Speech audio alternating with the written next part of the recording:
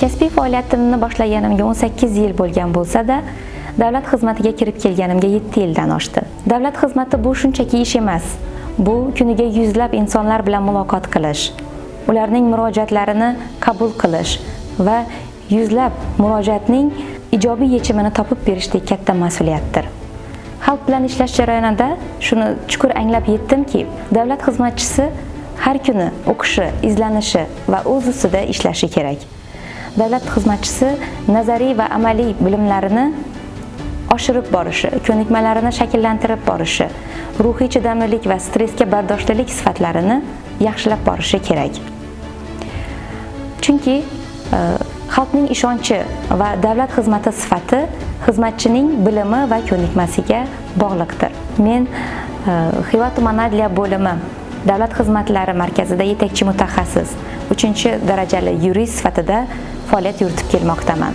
Shu bilan birga Boshqaruv samaradorligi agentligi Kelajak liderlari klubi hamda Xorazm viloyati adliya boshqarmasi huquqiy targ'ibotchilar guruhi a'zosiman. O'tgan yillar davomida men o'z kasbiy malakamni oshirishga muntazam harakat qildim. Jumladan 2023-yilda Davlat boshqaruvi akademiyasida Kelajak liderlari loyihasi dasturi asosida tashkil etilgan o'quv jarayonlarida ishtirok etdim va malakamni oshirdim.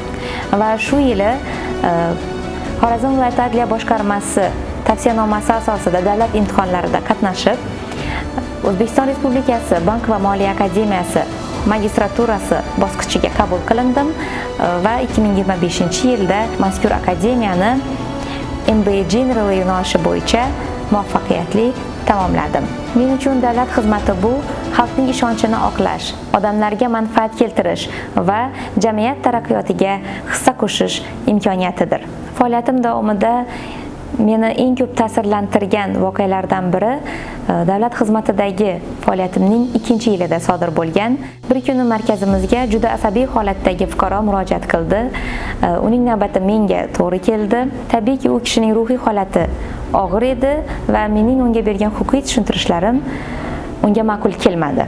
Xizmat jarayonida hattoki u menga ko'nglimga qattiq botadigan gaplarni ham aytdi. Davlat xizmatlari markazida bilasiz, xizmatlar shaffof tarzda zalda ko'rsatiladi. O'sha voqeadan keyin men alohida xonada o'zim yolg'iz qolishga ehtiyoj sezdim. Davlat xizmatchisining ham his-tuyg'ulari borligini, har doim ham ruhiy barqaror bo'lmasligini chuqur anglab yetdim. Bu voqea men uchun katta dars bo'ldi. Mana yillar o'tdi. Shu vaqt davomida bilim va malakalarimni muntazam oshirib kelmoqdaman. Bugun shunday holatlarga duch kelsam ham hissiyotlarga berilmasdan har bir murojaatga vazminlik, sabr va diplomatik yondashuv bilan munosabat bildirishga ko'nikma hosil qilganman. Men shu narsani tushunib yetdimki, davlat xizmatchisining eng muhim fazilatlaridan biri bu murojaatchini eshita bilish, ularning holatini tushunib bilish va har qanday vaziyatdan professional tarzda chiqib keta olish va emotsional barqaror bo'la olishdir.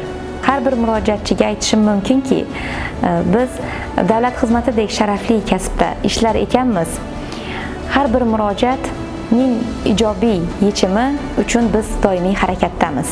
Men o'z kasbim bilan faxrlanaman, chunki har kuni kimningdir muammosini hal qilishga, uning orzusiga bir qadam qo'yishga hissa qo'shayotganimni his qilaman. 2 nafar farzandning onasiman. Shu bilan birga uyda ayol va mas'uliyatli ona bo'lishga muntazam harakat qilaman. Men uchun oila ham, mehnat faoliyati ham muhim qadriyat hisoblanadi.